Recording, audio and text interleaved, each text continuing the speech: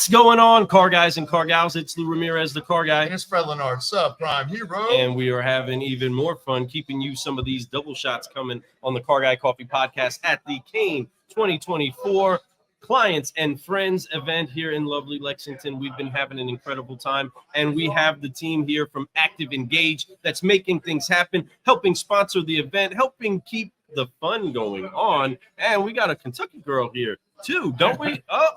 So do us a quick favor, everybody. Let us know who it is that you are, where you're from. If they don't know what Active Engage is, a little bit about what that is. We're the best. Around. Nothing's gonna ever. We're a messaging company. We've been around about 17 years. Unscripted, fully human from the moment your shopper hits your site, your Google business profile, Facebook, whatever that is. There's a human interacting with them. And they start the conversation wherever your shopper wants to start the conversation. What a novel idea. Well, I think part of Lou's request here as well was just to kind of say, hi, I'm Carol Marshall. No, that was a company, right? Yeah, we're talking about Active Engage. That's fantastic. About Active Engage. Nobody cares about us. Yeah, we do. Oh, yes, we do. That's why you're here. There's a reason why you're on the show. There's more than just two of you all working. Yes. Yeah, I think there are. So my name's Eric as well. But, I mean, to Carol's point, like we really like having this whole aspect of these unscripted conversations. We want to be able to help the consumer through the process. Buying a car is complicated. We got to actually do these fun things, help the consumer. Yes. And, I agree with you. And that's what's happening here. And you all are part of the V20 group. So you're helping to bring solutions to the industry in a unifying form. Why is it that you all have found and attached yourself to an incredible group like the V20 group? I think the V20 group was a fantastic idea by Dave, and Dave. And triple D. Let's go, triple D on it. And it really kind of highlights the aspect of, as vendors, that we want to be able to partner together to be able to really bring best in class ideas and so forth, and be able to help the dealer body. I mean, I think it was an extremely unique idea experience for us to be able to sit there and collaborate with some of the greatest minds in the automotive industry. And I think we're going to see some really, really cool things out of it. I mean, there have been 20 groups around now for, as long as the automotive industry's been around. But I think that this is the very first time that, the vendors and some of the best vendors in the industry have gotten together to really kind of, come up with something new and something different. Yeah, part of that collaboration is saying, hey, we at our company tried this and it was a complete failure. Yeah. And having that kind of relationship with 19 other vendors and everyone sharing. There were a few people not part of that V20 group in the room on Monday, and they were just really speechless as to how we all interacted as a group, both very earnestly, being very genuine, also at times ruthless with the heckling, which is always keeping it real. Fun. Yeah. That's what brothers and sisters do. That's what Pam does, right? I mean, let's face it. I mean, it's a this is a very small industry. As far as big as it is, and everybody in that room, we've all known each other, or many of us at least have known each other for years and years and years. And so to be able to kind of bring those ideas and personalities, because we're all strong personalities in the car business, you have to be, right? And we're not opinionated at all. A little bit. Just a couple of opinions. Just a couple. Just a few. Yeah. And but not too many, but maybe a few know-it-alls, right? Yeah. Right. Couple of those. Yeah. Maybe. But I think that's also kind of the magic of the Kain conference is that, first of all, there's an unbelievable collection of dealers, really, really smart dealers that attend this conference. But then you have right next to that all of the vendors that choose to participate in this conference. We're all kind of open-minded, and I think it's great for the dealers to see vendors interacting in a way, because I'm sure it's easy from a dealership perspective to think that we're all cutthroat and just trying to cut the other guy out for that piece of that budget, and that's not at all what you see here. Right. I love that you said that. Yeah. Well, there might be one or two. Well, we won't talk about our. No.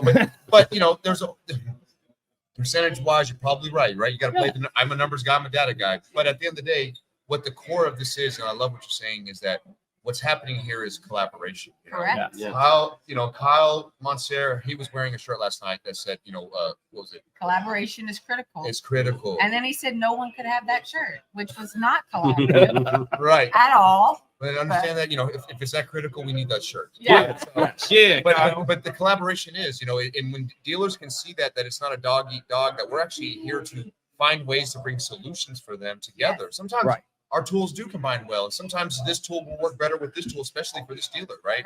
Why not show that we're here to work together and be able to bring something that's cohesive that they can use, that's clear, easy to use, and really seamless, right? I think that really gets lost amongst a lot of the dealers, like you said, whether it's at NADA being accosted by some of the vendors as you're walking down the alleys and so forth.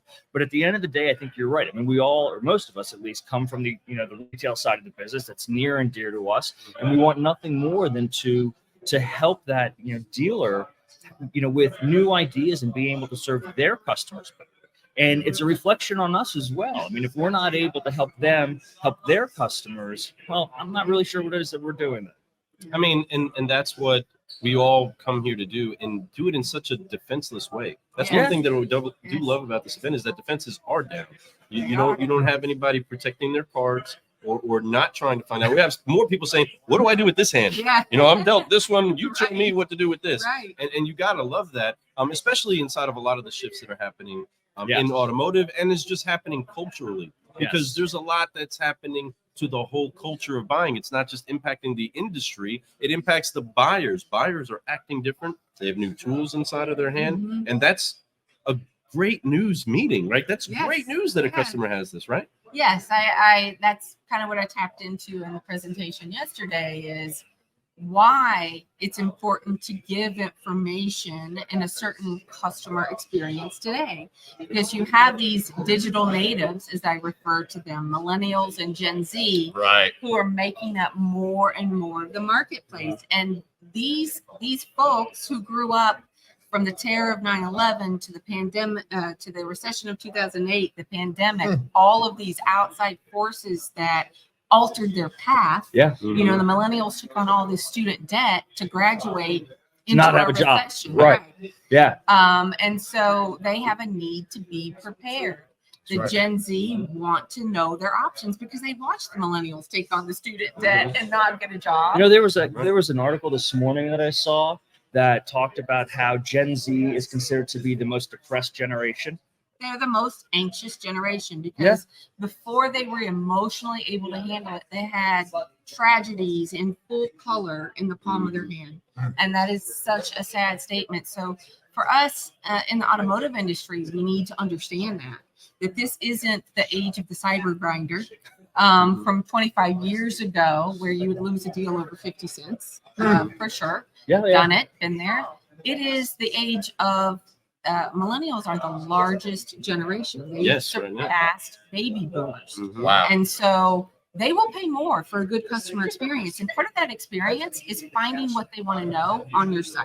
Well, and it's also communicating with them the way in which it is that they want to communicate versus trying to force them into the way that we, the dealers, want them to communicate with us. It's not, well, when can you come in? When can you come in? When can you come in? They're going to end up doing so much of their transaction before even showing up at the dealership that it's really, really important to have those different communication channels available to them so that they can interact with you on their time, in their methodology, and it becomes important to you, the dealer, to then be able to, be present in their medium that they want to I love that. communicate with. So what solutions is Active Engage doing right now to build? This is what I consider to be somewhat of a game changer.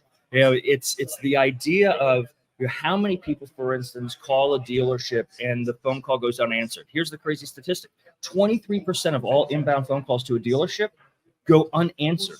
The average hold time, if you do get quarter of your calls, 70 seconds is the average hold time calling into a dealership.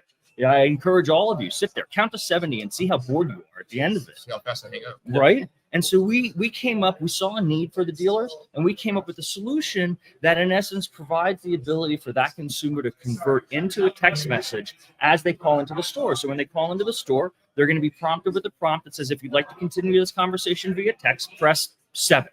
And then we're able to convert that conversation into a text conversation where they're now communicating with us. And now think about That's the other amazing part is when we're done that conversation, whether it's scheduling a service appointment, it's scheduling an appointment for them coming about a new car, that we turn that entire conversation, it's contextual. So now that whole thing goes into the CRM as well. And think about the dealer's ability to sit there and to start to mine that information, to look at what those conversations are like, or the ability for that customer, 6 months from now to sit there and say, oh, I have a question. Let me just start texting the dealership And again. so you still have a live human interacting with your customer.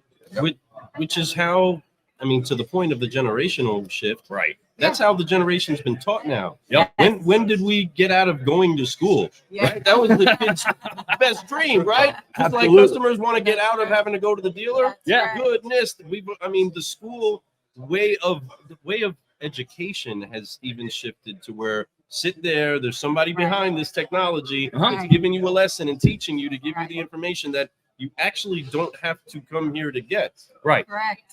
Yeah. Right. That's Yeah. crazy. I mean, it is. That is the next generation coming up. That's what the digital natives, that's how they were taught. Go online, research, work in groups, that's why they're social. I So- saw a statistic the other day. I'm a Gen Xer. Carol's a Gen Xer, and talking about Gen Xers. I'm on that Yeah, border. you're that guys. border I'm guy? the 81. So Yeah, that's- yeah, You are. You're there. You're there, I'm like barely. right there. You're like right there. I Yes. think. I'm You're I'm still. in there. I'm 79. I'm definitely in there. Oh, I'm 74. I'm right We're all there. there. We're all I'm Gen good. Xers. Let's go. But Gen X. I it's win. something like the millennials and Zers look at their phone every 5 to 10 minutes to see if they've had a new text message come in. Think about that. And I let the dealers know this yesterday. When you get a lead Hold on. that says, Okay. when you get a lead that says, don't call me, text, I prefer a text, that does Right. not mean it's a looky lead. Right. No. It is still a serious buyer. Please text them, I agree with you so much. And because again, they want to be spoke to where they want to be spoke to, what's most Correct. convenient for them, where they don't feel pressured, right? That's right. And it's where they're at. It's like come to my house, so I don't have to go to your house. I feel way more. I don't have to go Right. anywhere. I can have a few drinks and stay here, right? Yeah, Right. yeah. I'm But- not comfortable yet. Right. to So come in, until they have the trust of feeling like you do have a clean house, you do have things that I want, because there's plenty of homes I can go to. Why Yeah. should I go to yours Mhm. first? And I'm gonna go to the one that gives me the most information. It makes me feel like it's gonna be the best process for me Right. getting the vehicle that I want. Right. Right. So it's important. If they want to text. Texting is great. Yeah. I mean, it is. And then sometimes people want to call. So that's why it's important that we understand where they want to communicate. And some want to get on social media. Some people, like my son, Snapchats with his friends. They don't Yes. text. Right. So My texting to daughter him as is well. weird. Yeah. Because they have vanishing mode and she can have conversations you'll never see. Yeah. Well, yeah. Stop Sorry. Gary. I mean, that's Mean. But it's so true. Help you, man. Speaking of true, let's talk about a very cool thing we were just talking about before we jumped on here, especially because we have a Kentucky lady in the room, right? Yes. Kentucky's got that basketball flow to it. There's been some stuff brewing with basketball. We just came out of an incredible run with that. But folks, you were just sharing some stats on how the women are getting love right now. The Oh, yeah. NCAA final game, women's game, received 24 million viewers, which was much more than the men's final and more than the NBA final. Yeah. So, Oh, it's And, trending. another stat is that, did you know that women's basketball teams in college don't get bonus money for going to the tournament or even no, winning? that's While that's- men's do, because of the television viewership, right? Right. Because they get paid for that stuff. Now I wonder everybody's that got hand on the position- hip I now. promise you, No, next Where are year, we at? you're gonna Wow. yeah. so the men's team, there was over $800 million in revenue for wow. those men's teams. And I think it was like 7 million for the ladies. They don't get anything. So it's Yeah. like it's time. It's time for a change. But you know what? There's some amazing athletes in basketball Yes. right now Yeah. that are really showing us men that they can hang, right? Yeah. And I play against a lot of ladies in the sports that I play, and they all hang in every sport I play. And so it's there's no more excuses, y'all. They just work hard. So let them work hard, and they deserve that money. I love that stat, and I love that there's more viewership. Caitlin, she kicks some butt, and I'm Yeah, so she does. excited to watch her play some professional sports. Yeah, She is one of the best I've ever seen shoot the ball, man or woman. yeah. She is so confident she will dagger that shot from anywhere on the court. Don't give her a foot of space. She's going to pull it on you. And man, so confident. And she Oh, can yeah. pass the ball like no other. Yeah, I Yeah. mean those 3-point shots. I mean, they're like how she sinks them like every single time. Base. I mean, it's just incredible. Made it rain. For sure. She's amazing. It was unfortunate she didn't get her championship ring, but she Yeah. played one heck of a season and broke all kinds of records. Yeah. I mean, not just seasonal records, but records for the whole career, like most points scored, most this, most that. Unbelievable. Absolutely. Unbelievable athlete. Well, speaking of rain, I think the rain has cleared up enough for us to enjoy these races a little bit. I hope So so. we are excited about that. Car guys, car gals, we've been having fun at the Kain 2024 Clients and Friends Workshop, and you need to make sure that you find out how to be involved next year at the next event, because there is a lot of incredible people like these two magnificent people that are not just V20 brothers and sisters, but are also brewing solutions on the Car Guy Coffee podcast from Active Engage. We're so thankful that you tuned in with us. I am Lou Ramirez, the Car Guy. And I'm Fred Lenard, subprime hero. And we have one thing left to do, everybody, and that's Nope, make sure I that have we. one thing. Oh, go for it. Thank you both for Oh. being who you are Yes. all the time.